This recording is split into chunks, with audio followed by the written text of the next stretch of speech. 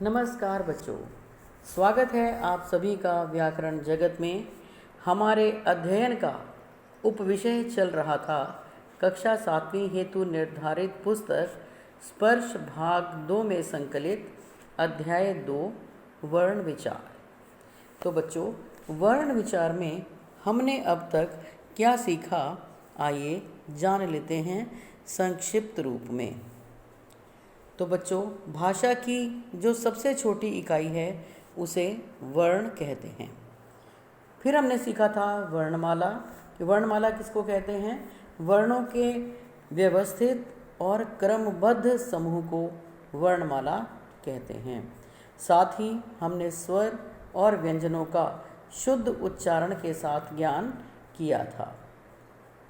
इसके अतिरिक्त स्वर, व्यंजन और स्वरों में गृहीत, अनुस्वार, विसर्ग, अनुनासिक और व्यंजन, यानी व्यंजन के 3 भेद पढ़े थे। इससे पूर्व वर्णमाला के 2 भेद हमने सीखे थे, स्वर वर्ण और व्यंजन वर्ण। स्वर क्या होते हैं बच्चों? अच्छी तरह से आप जानते हैं। स्वर वे होते हैं जिन ध्वनियों का उच्चारण हम स्वतंत्र रूप से कर सकते हैं, जिनके उच्चारण में कोई बाधा नहीं आती। व्यंजन वर्ण, व्यंजनों का उच्चारण स्वरों की सहायता से किया जाता है। ठीक है, तो ये हमारे हो गए स्वर और व्यंजन। फिर हमने पढ़े थे व्यंजनों के भेद, यानी उच्चारण स्थान के आधार पर व्यंजन के 3 भेद माने गए हैं: स्पर्श व्यंजन, अंतःस्थ और ऊष्म व्यंजन। स्पर्श का अर्थ होता है छूना। कल भी आपको बताया था, जिन ध्वनियों का उच्चारण करते समय जिह्वा मुख के किसी न किसी भाग से टकराकर निकलती है, वो बच्चों स्पर्श व्यंजन कहलाते हैं। और स्पर्श व्यंजनों को हमने कल पढ़ा था कि हमने 5 भागों में बांटा गया है इनको: कवर्ग, चवर्ग, टवर्ग, तवर्ग और पवर्ग। और इनके उच्चारण स्थान भी सबके अलग अलग हैं। क वर्ग में जितने वर्ण आते हैं उनका उच्चारण स्थान है कंठ। च वर्ग में आने वाले वर्णों का उच्चारण स्थान है तालु। ट वर्ग में आने वाले वर्णों का उच्चारण स्थान है मूर्धा। और त वर्ग में आने वालों का दंत और प वर्ग में आने वालों का होष्ठ। अब है अंतःस्थ। अंतःस्थ यानी जिसमें आते हैं य, र, ल, व। ये स्वर और व्यंजनों के मध्य की कोटि है अथवा मध्य की श्रेणी है। फिर है ऊष्म व्यंजन।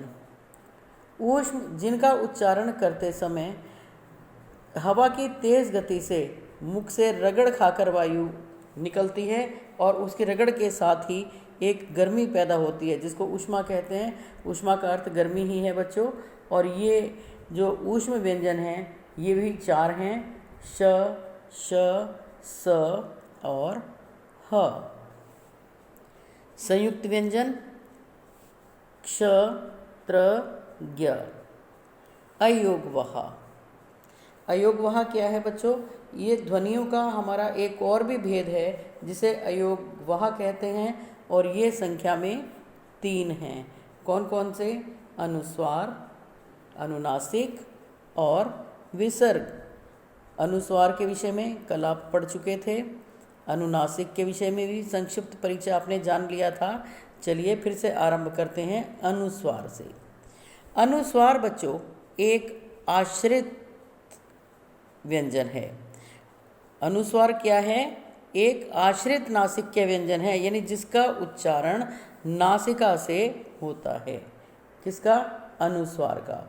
और अनुनासिक का मुख और नासिका दोनों से होता है, तो दोनों में यह अंतर है। अब अनुस्वार एक नासिका व्यंजन है। इसको लिखने के लिए कल भी आपको बताया था कि बिंदु के रूप में एक छोटा बिंदु होता है, वह इसका चिन्ह है। बिंदु रूप में इसको लिखा जाता है। और जब यह यानी अनुस्वार किसी शब्द के अंत में आता है तो म रूप में बोला जाता है, जैसे स्वयं, इदम आदि। जब यह बिंदु अंत में आता है तो किस रूप में बोला जाता है? म के रूप में। और बच्चों जब यह शब्द के बीच में आता है तो ये अपने आगे वाले व्यंजन के वर्ग के नासिक्य व्यंजन के रूप में बोला जाता है। जिस भी वर्ग का अगर ये बीच में आ गया तो जैसे क ख ग घ से पहले आता है तो ये इसका उच्चारण ङ के रूप में होगा, क ख ग घ ङ। और यदि चवर्ग यानी च छ ज झ से पहले आता है अनुस्वार तब इसका उच्चारण होगा ञ। ट ठ ड ढ ण, ट ठ ड ढ इन 4 वर्णों से पहले यदि आता है तो इसका उच्चारण होगा ण के समान होगा। इसी प्रकार तवर्ग में त थ द ध से पहले यदि अनुस्वार आता है तो इसका उच्चारण न के समान होगा। और प फ भ से पहले आता है तो इसका उच्चारण म होगा। उदाहरण देख लीजिए, जैसे प क पंकज, पंकज शब्द है ना, अब इसको आप इसे विच्छेद करिए, इसको क जमा अ जमा ज जमा अ पंकज। अब इसका अनुस्वार का उच्चारण किसके रूप में, ये कौन से रूप में आया है, किससे पहले आया? ये ज से पहले आया ना, पंकज। तो इससे पूर्व इसका उच्चारण किसके समान होगा? क से पहले, प जमा पंग, पंग अंग की आवाज़ हमारे मुंह से आ रही है ना, तो इसका अनुस्वार जो बिंदु है वो इसी रूप में प्रयोग होगा।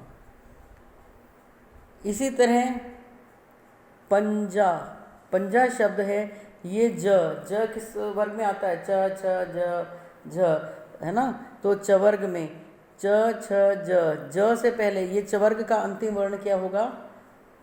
चवर्ग का अंतिम वर्ण होगा ञ, च छ ज झ ञ।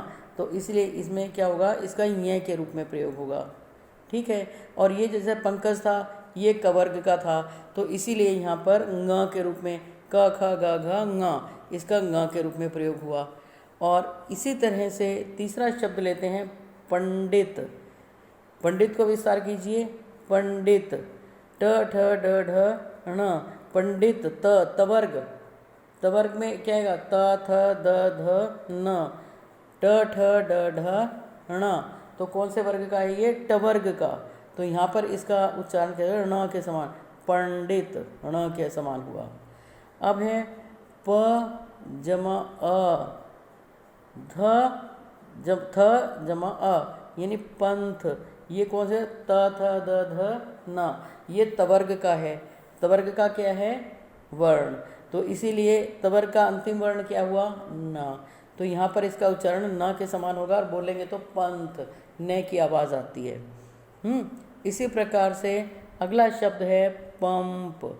ये पवर्ग का है, ये पवर्ग के वर्ण से पहले आया है, इसीलिए इसका उच्चारण पवर्ग का अंतिम वर्ण क्या होगा? म, प फ ब भ म। तो यहाँ इसका उच्चारण मैं के रूप में होगा, पंप। तो आपको समझ में आ गया होगा।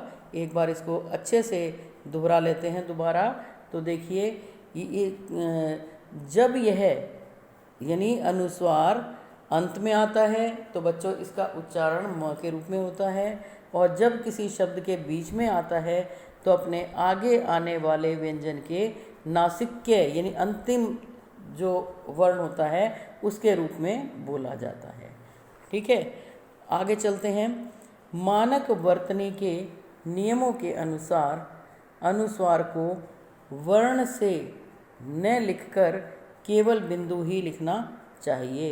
ये हम बता चुके हैं आपको पहले कि जो मानक वर्तनी है, जो प्रचलित नियम हैं, उनके अनुसार अनुस्वार वर्ण को यानी वर्ण से न लिख करके, वर्ण के रूप में न लिखकर उसे केवल बिंदु के रूप में ही लिखा जाएगा।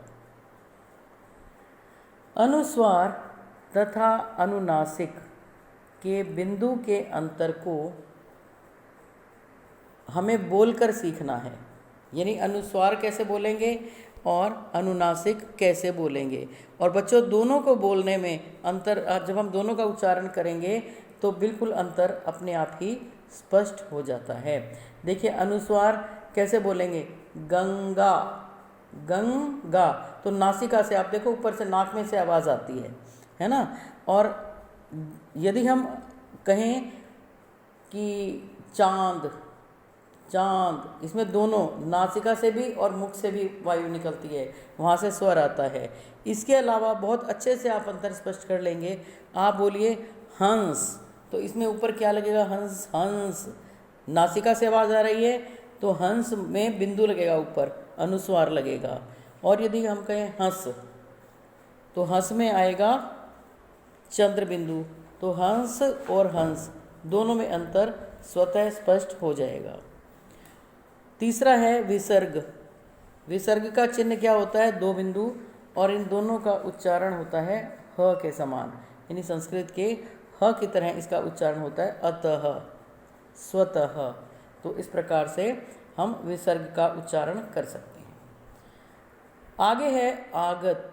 आगत स्वर, कल आपको बताया था ना, आगत जो आए हुए हैं दूसरी भाषाओं से, जिसको जो न तो आ का उच्चारण है और ना ही ओ का उच्चारण है, यह दोनों के बीच की ध्वनि है ओ, जैसे बॉल, कॉलेज, फुटबॉल आदि। तो आजकल हिंदी में अंग्रेज़ी के ऐसे शब्द समाहित हो गए हैं जिनमें अ स्वर आता है। तो आप जानते हैं ना बच्चों, बहुत सारे ऐसे शब्द हैं जो अन्य भाषाओं के हिंदी में समाहित कर लिए गए हैं, यानी हिंदी ने उनको अपने में शरण दे दी है। तो जैसे शब्द आपको बताए थे आगत, और भी वर्ण थे, जैसे आपको अंग्रेजी के भी मैंने उदाहरण बताए हैं, कॉलेज, फुटबॉल, कॉफ़ी आदि। इसी तरह से क, ख, ग और फ, ये सारे क्या हैं, ये विदेशी भाषाओं से आए हुए शब्द हैं। तो इनसे बनने वाले शब्दों का उच्चारण कैसे करेंगे, कुरान, खलीफा, गालिब, गालिब नहीं कहेंगे, ग अंदर से आवाज आएगी, गालिब, मजहब, मजहब गलत हो जाएगा, मजहब, जरूर, जरूर गलत है, ज़रूर। और फ़न, ये जो फ़न शब्द है बच्चों, ये उर्दू का है, इसे फ़न ही कहेंगे, फ़न सही है।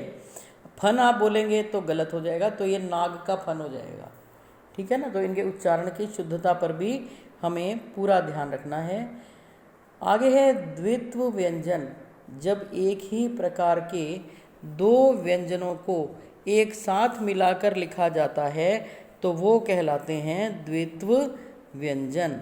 जैसे क और क, पहले का जो है इसमें से स्वर निकल गया, स्वर निकलने के बाद ये इसका रूप आधा रह गया, तो क और क को मिलाकर क्या हुआ, पक्का।